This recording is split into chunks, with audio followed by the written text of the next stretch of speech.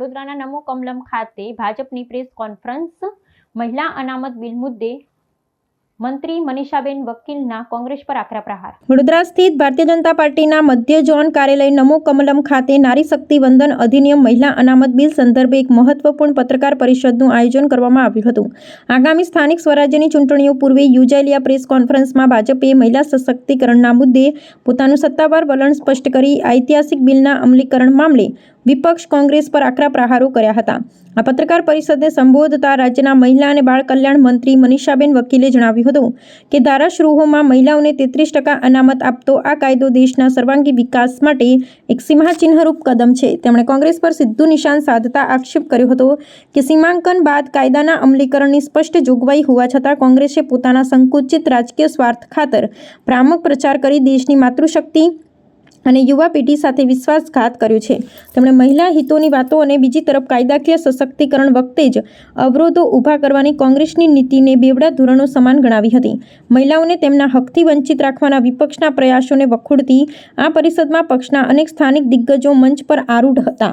વડોદરા મહાનગર ભાજપ અધ્યક્ષ ડોક્ટર જયપ્રકાશ સોની અને જિલ્લા પ્રભારી ડોક્ટર ઋત્વિજ પટેલ ઉપરાંત પૂર્વ સાંસદ રંજનબેન ભટ્ટ, જયાબેન ઠક્કર, પૂર્વ ધારાસભ્ય સીમાબેન મોહિલ અને જીતેન્દ્ર સુખડિયા તેમજ મહિલા મોરચાના અધ્યક્ષ નિહલ પટેલ સહિતના અગ્રણીઓએ હાજરી આપી મહિલા સશક્તિકરણ પ્રત્યે સંગઠનની કટિબદ્ધતા પ્રદર્શિત કરી હતી।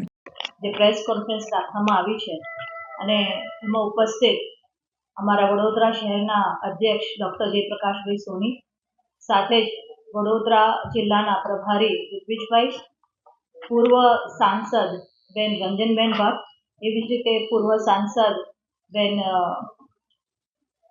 જયાબેન ઠક્કર, સાથે જ પૂર્વ ધારાસભ્ય સીમાબેન મોહિલે અને અમારા ભારતીય જનતા પાર્ટીના શહેરમાં મહિલા મોરચાના અધ્યક્ષ સ્નેહલબેન, સાથે જ દાહોદથી પધારેલા ખાસ અમારા મહિલા મોરચાના કાર્યકર્તા જે ખૂબ જૂના અને સંનિષ્ઠ કાર્યકર્તા, સાથે જ વડોદરાના ધારાસભ્ય રહેલા અને મંત્રી રહેલા જીતુભાઈ સુખડિયા પણ ઉપસ્થિત છે।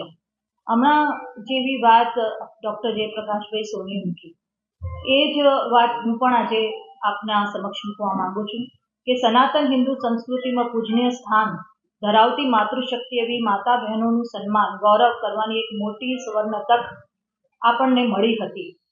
વડાપ્રધાન શ્રી નરેન્દ્રભાઈ મોદી સાહેબે આ હેતુથી નારી શક્તિ વંદન અધિનિયમ સુધારા બિલના અમલ માટે સંસદમાં વિશેષ સત્ર પણ બોલાવવામાં આવ્યું। નારી તો સશક્ત જ છે અને અને અને 33%માં મહિલાઓને કેમ સીમિત આપવામાં આવે? 100% કેમ? જ્યારે વાત આવે મહિલાઓને 33%ના બ્લોકમાં કેમ સીમિત કરી દો? મહિલાઓને કોઈ સીમિત કરતું નથી। આટલા વર્ષો થઈ ગયા કોંગ્રેસે પોતાની સરકારમાં કોઈ દિવસ પાર્ટીમાં શહેર ભાજપ સંગઠનમાં 3 પુરુષ મહામંત્રી છે, મહિલા કેમ? આપની વાત અમે ધ્યાનમાં લઈએ છીએ અને વોર્ડમાં પુરુષ પ્રમુખ હોય, મહિલાઓ પ્રમુખ કેમ?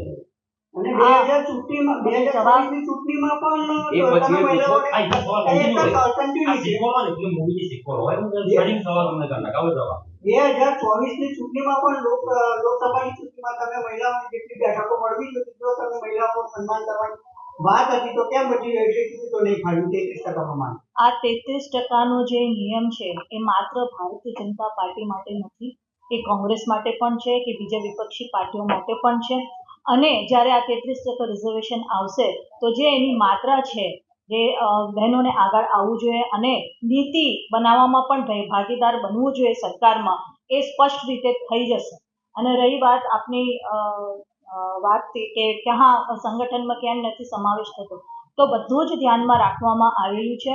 અને જ્યાં અમારી તો એક સિસ્ટમ હોય છે કે ભારતીય જનતા પાર્ટીની જ્યારે વોર્ડમાં પણ એક બોડી બનતી હોય છે ત્યારે એના સહી પ્રમાણમાં બહેનોને પણ એમાં પોસ્ટ આપવામાં આવે છે। 16ની ટીમ હોય તો લગભગ 4 થી 5 સુધીમાં અમે એને પોસ્ટમાં 33% અમારા સંગઠનમાં પણ છે, 33% છે અમારું લગભગ 14 છે।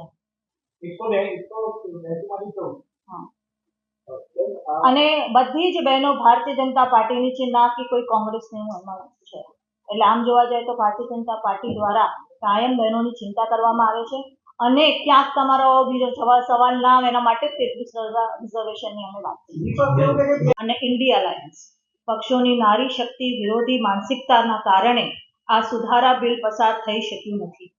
કોંગ્રેસ અને તેના સાથી પક્ષોએ નારી શક્તિ વંદન અધિનિયમના અમલમાં રોડા નાખવાનું મોટું પાપ કર્યું છે. તેના કારણે દેશની કરોડો મહિલાઓનું મનોબળ પણ તૂટ્યું છે.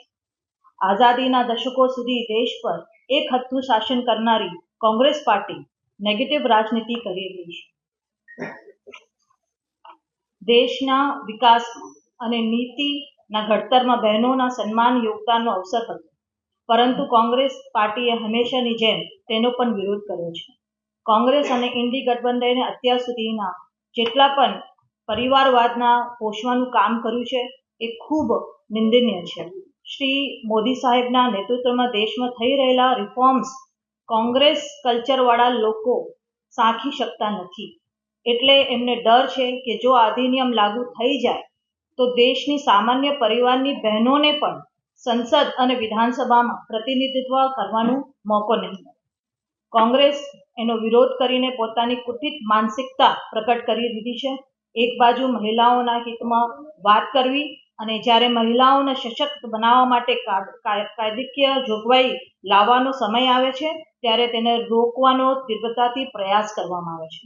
કોંગ્રેસની આ બે મોઢાની રાજનીતિ આજે લોકો સમક્ષ ખુલ્લી પડી ગઈ છે. મહિલાઓના હિતોને અવગણના કરીને કોંગ્રેસની એક જૂની આદત છે. કોંગ્રેસના સમયમાં મહિલાઓને બેંક ખાતા, સ્વાસ્થ્યની સુરક્ષા, ટ્રિપલ તલાકમાંથી મુક્તિ જેવી મૂળભૂત સ્વતંત્રતા અને સુવિધાઓથી પણ વંચિત રાખવામાં આવી હતી. લટકાવવાના, ભટકાવવાના, નટકાવવા એવા જે કોંગ્રેસનું દેશ માટેનું વલણ રહ્યું છે એ ખૂબ નુકસાનકારક છે. Congress one nation one election, SIR, UCC, શરણાર્થીઓને સુરક્ષા આપવાનું જે કાનૂન, જનધન યોજના, આધાર, ડિજિટલ પેમેન્ટ જેવા અનેક સુધારાઓનો પણ વિરોધ કરેલો છે.